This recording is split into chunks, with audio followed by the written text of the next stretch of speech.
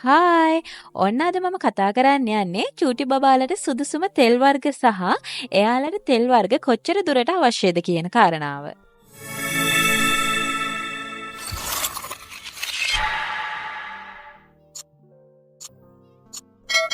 ඉතින් ඒකම මේ වීඩියෝ එක පටන් ගන්න කලින් මට ඔයාලගෙන් චූටි ඉල්ලීමක් ඉල්ලන්න තියෙනවා. ඉතින් මම මීට කලින් ගොඩාක් වීඩියෝස් ගැනත් තියෙනවා.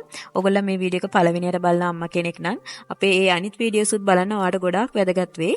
ඒ වගේම මේ වීඩියෝස් බලලා අපේ channel එක හොඳ නම් ඔයගොල්ලන්ට වැදගත් වෙනවා නම් අපේ මේ channel එක subscribe කරලා bell icon එකත් click කරන්න. ඉතින් ඔයගොල්ලන්ට මම මේ වීඩියෝ ගේන එකෙන් මට ලැබෙන එකම දේ ඔයගොල්ලන්ගේ subscribe එක විතරයි. ඉතින් ආදරයෙන් ඉල්ලනවා අපේ channel එක subscribe කරන්න කියලා.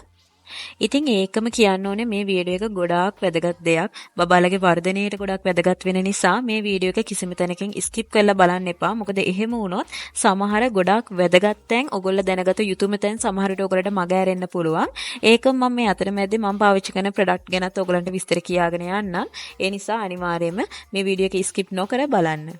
හරි වැඩි කතා නැතුව අපි යන් අපේ මාතෘකාව කතා කරන්න. ඉතින් අපි දන්නවා ඉපදුන දවසේ ඉඳන් මාස 6ක්. එහෙම නැත්නම් එයා කෑම පටන් ගන්න දවසක් වෙනකම්ම අම්මගේ කිරි බීලා හැදෙන පුංචි බබාට ඊට පස්සේ අමතර ආහාර පටන් ගත්තට පස්සේ අනිවාර්යයෙන්ම හොඳ පෝෂණයක් එයාගේ ඇඟට අවශ්‍යයි. ඒ වගේම චූටි බබෙක්ගේ මුල් අවුරුද්ද කියන්නේ එයා ඉතාමත් වේගයෙන් වර්ධනය වෙන කාලයක්. ඉතින් ඒ කාලය තුල උපරිම පෝෂණය යාට ලබා දෙන එක අපේ යුතුයකමක්. ඉතින් ඒ පෝෂණයට ඉතාමත් වැදගත් දෙයක් තමයි මේ දේ කියන්නේ. කුඩා දරුවෙකුගේ මොළය හා ස්නායු කොඳු වැටිපෙළිය වර්ධනයට ඉතාමත් වැදගත් වෙනවා මේ දෙය. ඒ විතරක් නෙමෙයි මේ දේ තියෙන ශක්තිය බබෙක්ගේ බර වර්ධනයටත් ගොඩාක්ම වැදගත් වෙනවා. අනේ නිසා තමයි බබාලට කෑම පටන් ගත්ත දවසේ ඉඳන්ම එයාලගේ කෑම එකට මේ දේ එකතු කරන්න කියලා කියන්නේ. ඇත්තටම බබාලා ඉපදුන දවසින් ඉඳන්ම බබාලට මේද අවශ්‍යතාවය තියෙනවා. ඒ මේද අවශ්‍යතාවය අම්මගේ කිරි වලින් සම්පූර්ණ කරගන්න පුළුවන්. මොකද කිරි වල වතුර සහ මේදය අඩංගු වෙන නිසා. ඉතින් බබා කෑම පටන් ගත්තට පස්සේ අම්මගේ කිරි බොන ප්‍රමාණය අඩු වෙන නිසා තමයි අපි කෑමට මේදේ වෙනම එකතු කරගන්නේ. ඒ මේද අවශ්‍යතාවය සම්පූර්ණ කරගන්න.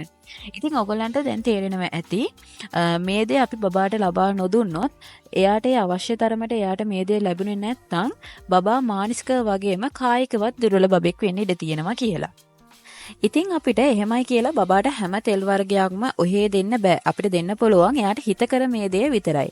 අන්න ඒ ගැන තමයි මම මේ අද කතා කරන්න යන්නේ. ඉතින් සරලවම කිව්වොත් මේ දේ කියන්නේ මේද අම්ල හා ග්ලිසරින් එකතු වෙලා හැදෙන දෙයක්. ඉතින් මේ තියෙන මේද අම්ලය අනුව ෆැට් එක වෙනස් වෙනවා. ප්‍රධාන වශයෙන් මේදේ කොටස් දෙකකට බෙදෙනවා. ඒ තමයි සම්තෘප්ත මේදය සහ අසම්තෘප්ත මේදය. සම්තෘප්ත මේදය ඝන විදිහට තමයි තියෙන්නේ. ඒකට උදාහරණ විදිහට දෙන්න පුළුවන් පොල් තෙල්, මස්, බටර්, චීස්, ගී වගේ දේවල්. අසම්තෘප්ත මේදය හැම වෙලාවකම ද්‍රව විදිහට තමයි තියෙන්නේ. ඒකට උදාහරණ තමයි අලිපේර, ඔලිව්, තල තෙල්, වට්ටක්ක, ආමන්ඩ්, රටකජු, කජු වගේ දේවල්.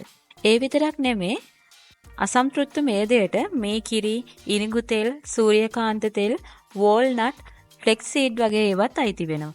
ඊළඟට තියෙන ෆැට් එක තමයි ට්‍රාන්ස් ෆැට් එක. ඒක ශරීරයට ඉතාමත් අහිතකර ෆැට් එකක්.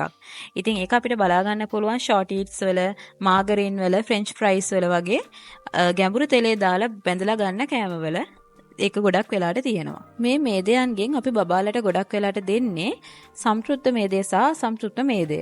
ඉතින් මේ මේද වර්ග දෙකම අපේ ශරීරයට අවශ්‍යයි. ඒ නිසා වෛද්‍යවරු කියන්නේ අසම්තෘප්ත මේදේ දෙකට සම්තෘප්ත මේදේ එකක් දෙන්න කියලා. ඉතින් ගොඩක් වෙලාට වැඩිහිටියෝ අහනවා මේදේ කියන දේ අපේ ශරීරයට අහිත කරයිනේ. ඉතින් කොහොමද බබාලට ඒක සීතකර වෙන්නේ කියලා. මේක කිසිසේත්ම වැඩිහිටියෝ හා බබාලව සමාන කරන්න පුළුවන් තත්වයක් නෙමෙයි. ඒකට හේතුව තමයි වැඩිහිටියෝ කියන්නේ වර්ධන අවධිය පහු කරලා වර්ධනය වෙලා ඉවර වෙච්ච කට්ටිය. එතකොට ඒගොල්ල මේදේ ඇඟට ගත්තොත් ඒක වෙන්නේ ඒගොල්ලේ ශරීරයේ තැම්පත් වෙලා ඒගොල්ල තරබාරුවටපත් වෙන එක විතරයි. නමුත් බබාලා කියන්නේ ඒගොල්ල වර්ධනය වෙමින් පවතින කට්ටිය. ඉතින් ඒගොල්ල ගොඩක් දඟලන නිසා ඒගොල්ලන්ගේ මේදේ දහනය කරගන්නත් ඒගොල්ලන් ලොකු හැකියාවක් තියෙනවා. ඉතින් ඒ නිසා තමයි බබාලට මුල් කාලේ මේදේ අනිවාර්යෙන් දෙන්න කියන්නේ. ඉතින් කිසිසේත්ම මේ තත්වයන් දෙක සමාන කරන්න පුළුවන් තත්වයක් නෙමෙයි. සාමාන්‍යයෙන් අධිබර බබෙක්ට වුණත් ડોක්ටර් කෙනෙක් එකපාරටම මේදේ නවත්තන්න කියන්නේ නැහැ. මුලින්ම කාබෝහයිඩ්‍රේට් අඩංගු කෑම එහෙම නැත්නම් සීනි අඩංගු කෑම අඩු කරලා ඒ වෙයින් තමයි ගොඩක් වෙලාවට එයාගේ බර පාලනය කරන්නේ. මොකද ඒ තරම්ම මේ දේ අපේ බබාලට ගොඩක් වැදගත් වෙනවා. අපි බලමු බබාලගේ කෑම එකට එකතු කරගන්න පුළුවන් තෙල් වර්ග. ඒ කියන්නේ මේදය මොනවද කියලා. එක තමයි බටර්. බටර් ගද්දිය අනිවාර්යයෙන්ම අවුරුද්දක් යනකම් අපි බබාලට දෙන්න ඕනේ ලුණු රහිත බටර්. බටර් කිව්වහම ගොඩක් වෙලාවට ගොඩක් අය පටල ගන්නවා මාගරින් සහ බටර් කියන්නේ එකක් කියලා. කිසි වෙලාවක මාගරින් කියන්නේ බටර් නෙමෙයි. මාගරින් කියන්නේ ශරීරයට ඉතාමත් අහිතකර දෙයක්. මාගරින් හදන්නේ එළවලු තෙල්, සත්ව තෙල් වලින්. බටර් කියන්නේ කිරි මේදය. ඉතින් මාගරින් වලට සමාන කරන්න බෑ කිසිසේත්ම බටර්. ඒ නිසා ඒ දෙකේ වෙනස හඳුනාගෙන ඔයගොල්ලෝ බබාලට අරන් දෙන්න. බටර් කියන්නේ සම්ප්‍රයුක්ත මේදය. ඒක කිසිම වෙලාවක රත් කරන්න යන්න එපා. කෑමට උඩින් එකතු කරගන්න. එතකොට තමයි ඒකේ ගුණාත්මක බව තියෙන්නේ. ඉතින් ඒ වගේම ගොඩක් අය අහනවා බබාලට දෙන බටර් වල හොඳම එක මොකක්ද කියලා. හොඳම එක කියන්නේ රස අණුව තමයි අපිට ගන්න පුළුවන් අනිත් හැම එකක්ම. ඉතින් අපි අන්සෝල්ටඩ් ඒවා තමයි ගන්න ඕනේ. මට හරි ගිය විදිහට ලූපාක් කියන බ්‍රෑන්ඩ් එක ගොඩක් හොඳයි. හයිලන්ඩ් කියන බ්‍රෑන්ඩ් එක හොඳයි. Pelwatte, Kotmale, Anchor, Rich Life, එම්බෝක් කියන හැම බ්‍රෑන්ඩ් එකක්ම බබාලට දෙන්න පුළුවන්. ඊළඟ එක තමයි පොල් තෙල්. පොල් තෙල් කියන්නේ අසම්ප්‍රයුක්ත මේද ගණයට අයත් වෙන එකක්. හැබැයි පොල් තෙල් කොච්චර රත් කරත් ඒක ගුණය අඩු වෙන්නේ නැහැ. ඕන තරම් රත් කරන්න පුළුවන්. හැබැයි නැවත නැවත රත් කරන්න බෑ. එතකොට පොල් තෙල් වල තියෙන ගුණාත්මක බව නැති වෙනවා. තුන්වෙනි එක තමයි පොල් කිරි කියන්නේ. පොල් කිරිත් බබාලට දෙන්න හොඳ ආහාරයක්. ඒ වගේම පොල් කිරි කියන්නේ මව් කිරි වලට සමාන කිරි జాතියක් කිව්වොත් හරි. ඒකට හේතුව තමයි පොල් කිරි වල තියෙනවා මව් කිරි වල තියෙන රසායනික සංයුතියක්. ඒක තමයි ලෝරික් අම්ලය. ඉතින් ඒක බබාලගේ ප්‍රතිශක්තිකරණයට වගේම ගොඩක් දේවල් වලට වැදගත් වෙනවා. ඒ වගේම කිරි දෙන අම්මලා කිරි වඩන්න පොල් කිරි කන්න කියලා පොල් කිරි දාපු හැම කන්න කියලා කියනවා. ඉතින් පොල් කිරි ගොඩක් වැදගත් දෙයක් බබාලට. හතරවෙනි එක තමයි ඔලිව් ඔයිල්. ඉතින් ඔලිව් ඔයිල් ගද්දී අපි කියන්නේ එක්ස්ට්‍රා වර්ජින් ඔලිව් ඔයිල් හරි වර්ජින් ඔලිව් ඔයිල් හරි ගන්න කියලා. ඒක බබාලට ගොඩක් හොඳයි. ඉතින් ඔලිව් ඔයිල් කියන්නේ අසම්ප්‍රයුක්ත මේදයට අයිති වෙන දෙයක්. ඒක කිසිම වෙලාවක රත් කරන්න එපා. රත් කරොත් ඒක තියෙන ගුණය සම්පූර්ණයෙන්ම නැති වෙලා ඒක ශරීරයට අහිතකර වෙනවා. ඔලිව් ඔයිල් කියන්නේ අපි ගොඩක් වෙලාවට කෑම උඩින් දාන දෙයක්. සලාඩ් වලට දානවා වගේ අපිට බබාට දෙන ඕනම කෑමයකට උඩින් දාන්න පුළුවන්. රත් කරන්නේ නැතුව. පස්වෙනි එක තමයි ගිතෙල්. ගිතෙල් කියන්නේ ගොඩාක් බබාලට ගුණදායක කෑමක්. ගිතෙල් කියන කෑම රත් කරන්න පුළුවන්. කෑම ටෙම්පරාදු කරන්න ගන්න පුළුවන්. ඒක කිසි ප්‍රශ්නයක් වෙන්නේ නැහැ. ඒක සම්ප්‍රයුක්ත මේද ගණයට තමයි අයිති වෙන්නේ. ඊළඟ එක, ඒ කියන්නේ 6 වෙනි එක තමයි තලතෙල්.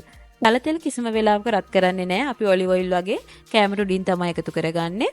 නමුත් ගොඩක් ಗುಣ තෙල් වර්ගයක් තමයි තලතෙල් කියන්නේ. සමහර තෙල් වර්ග රත් කරන්න එපා කියන්නේ මේ තෙල් අධික තාපයට රත් කරාම මේවැ තියෙන රසායනික සංයුතිය වෙනස් වෙලා ඒවැ තියෙන ගුණය සම්පූර්ණයෙන්ම නැති වෙලා බබාලට අගුණයක් වෙනවා. ඉතින් ඒ නිසා තමයි ඒ තෙල් රත් කරන්න එපා කියන්නේ. ඒ වගේම මේ තෙල් වර්ග ගද්දී ඔයගොල්ලෝ වර්ජින් තෙල් වර්ග ගන්න. ඒකට හේතුව තමයි වර්ජින් කියන්නේ මේ තෙල් පිරිපහදු කරද්දී සිසිල් සම්පීඩනය යටතේ තමයි මේ තෙල් හදන්නේ. එතකොට ඒවා ගොඩක් රත් වීමකට ලක් වෙන්නේ නැති නිසා ඒවැය තියෙන පෝෂණ කොටස් වලට හානියක් වෙන්නේ නැහැ. අන්න ඒ නිසා තමයි හැම වෙලාවෙම තෙල් වර්ග ගද්දී එක්ස්ට්‍රා වර්ජින් හරි වර්ජින් හරි බොටල් එකක් තෝරලා ගන්න කියන්නේ. ඉතින් දැන් ඔයගලට ප්‍රශ්නයක් ඇති අපි කොහොමද බබාට තෙල් දෙන්නේ කොයි කාලෙද දෙන්න ඕනේ කියලා. බබාට කෑම පටන් අරගෙන දෙවෙනි සතිය වගේ වෙද්දී, ඒ කියන්නේ සතියකින් පස්සේ බබාට තෙල් වර්ග හඳුන්වලා දෙන්න පුළුවන්. ඒ වගේම තෙල් වර්ග හඳුන්වලා දෙද්දී බබාට දෙන හැම කෑම වේලකටම මේ මම කියපු බබාලට දෙන්න පුළුවන් තෙල් වර්ග 6න් ඕනම වර්ගයකින් තේ හැඳි 2ක් එකතු කරන්න. හැම වේලකටම තේ හැඳි 2 ගාන එකතු කරන්න. අන්න ඒ වගේ ප්‍රමාණයක් බබෙක්ට දවසට අවශ්‍ය වෙනවා එයාගේ වර්ධනය සඳහා. ඉතින් ගොඩක් අය අහනවා මම බබාට පාවිච්චි කරන්නේ මොන වර්ගයේ දේවල්ද මම බබාට පාවිච්චි කරන වර්ග ටික පෙන්නන්න කියලා. ඉතින් මේ ෆොටෝස් වල තියෙන්නේ මම බබාට දැනට පාවිච්චි කරන වර්ග. මම වෙන වර්ග වලටත් මාරු වෙනවා. දැනට මම පාවිච්චි කරන්නේ මෙන්න මේ වර්ග ටික. ඉතින් ඔයගලට පුළුවන් සුපර් මාකට් වලින් මේවා මිලදී ගන්න. මේ ඔලිව් ඔයිල් එක විතරක් මම ලංකාවෙන් ගත් එකක් නෙමෙයි. ඒක පිටරටකින් ගෙන්න ගත් එකක්. ඉතින් ඒ නැත්තත් ඔයගලන්ට ලංකාවේ ඕන තරම් හොඳ ඔලිව් ඔයිල් වර්ග තියෙනවා සුපර් මාකට් එකකට ගියාම ඒවා බලලා ගන්න. ඉතින් ඔයගලන්ට තෙල් සම්බන්ධව හොඳ අවබෝධයක් එන්න ඇති කියලා මම හිතනවා. ආයෙත් අලුත් වීඩියෝ එකකින් හම්බ වෙනකම් ගිහින් එන්න සුබ දවසක්.